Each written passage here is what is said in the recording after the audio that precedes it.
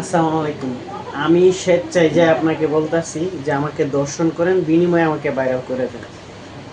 এই জায়গায় বিপি ইমরানের দোষটা কোথায়?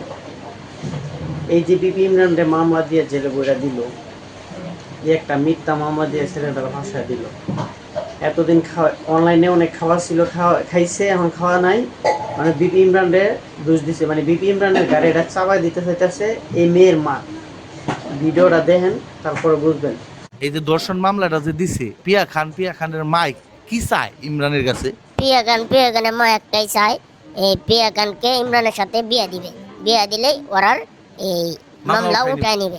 আর কিছু চায় না ওরা। ওরা শুরু থেকে শেষ পর্যন্ত একটা কথাই বলতেছে, প্রিয়া গান ইমরানের সাথে বিয়ে দিবে প্রিয়া গানরে।